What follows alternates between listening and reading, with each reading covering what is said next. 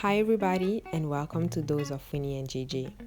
In today's video, I'll be showing you how I blow dry and flat iron my hair. I'm starting off on freshly washed hair and this is my texture with no product on.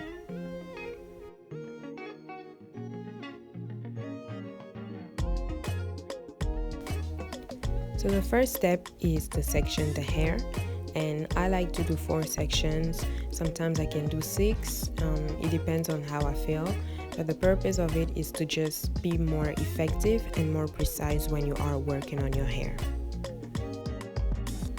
Now I'm going to prep and condition my hair for the blow drying process, and I start with a leave-in conditioner.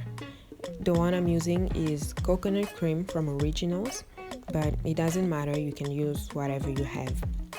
And as you just saw, I took a small amount of product for this first section that I'm working on, because from my experience, when I use a lot of product before blow drying and flat ironing, my hair feels heavy and greasy and I don't really like that. So here I'm applying a hair oil from the brand Vatika. It's shea butter and soybean oil. It's a very lightweight product, so I'm not worried when I use it, and I applied about 10 drops.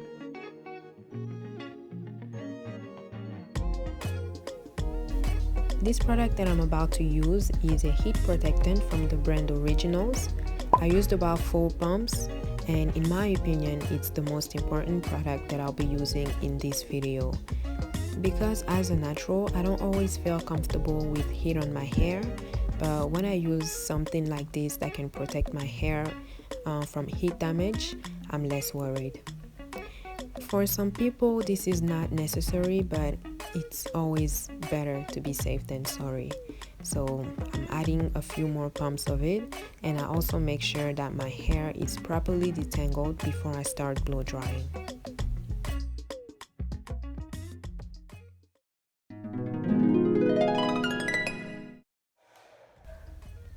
So when I start blow drying my hair, I use the tension method with my blow dryer on low heat. It basically consists of holding or stretching your hair with one hand and running the blow dryer along that section. And the purpose of it is to minimize excessive manipulation that could cause damage. So I do it until I feel like my hair is about 80 to 90% dry, and that's when I start using the comb. Personally, I don't really like using the comb with the blow dryer from the beginning, especially if my hair is really wet. So that's why I really like the tension method. Even if it takes long, it allows me to stretch my hair, and then when I'll be using the brush and the comb, even if my blow dryer is on high heat, it won't be for a long time, which is good because that's less exposure to high level of heat. So now I'm splitting that first section that I've worked on into 2 because I want to use a paddle brush to have a smoother result. I'll show you in a few seconds what the paddle brush does in comparison to just using the comb. And I'm using my blow dryer on high heat, by the way.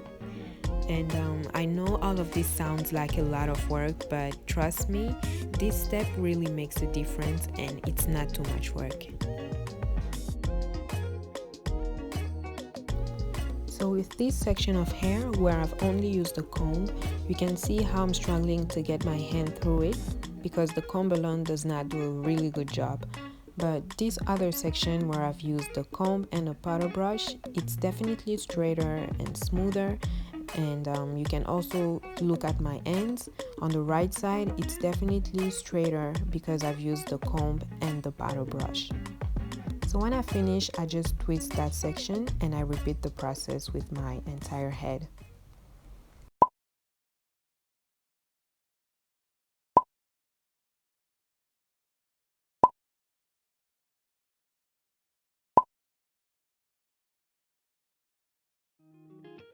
And this is the result. My hair is definitely smooth and my comb is easily going through it. And because I didn't use a lot of products, my hair is definitely light, it's not stiff, it moves really nicely. So yeah, I think I did a good job. Now I'm about to do some African threading, and this step is not a must. I only did it because I was going to flat iron my hair the following day and I wanted it to stay as stretched as possible. But if you're going to flat iron your hair the same day, you can skip this part. So I took a piece of thread that I folded into two and I'm just wrapping it around my hair until I reach the end. I'm not really the best at doing this, so mine is quite loose, but you can do yours as tight as you like. And yeah, I'm just wrapping it and then I make a loop when I reach the end, and that's it.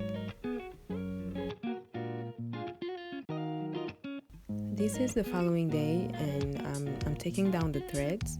So they kept my hair stretched and they made my hair softer. So threading is really good. And now I'm getting ready to flat iron. So I just comb it one more time to make sure there's no knots in my hair.